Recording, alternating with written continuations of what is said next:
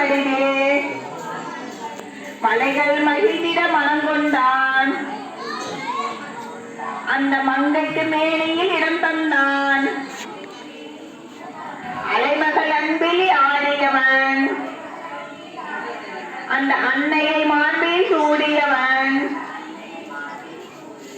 கலைமகள் மிகுந்திடும் தமிழ் தந்தான். காணங்கள் பிறந்திட அருள் தந்தான். நிறை தரும் சிவனை நாடுபவனை,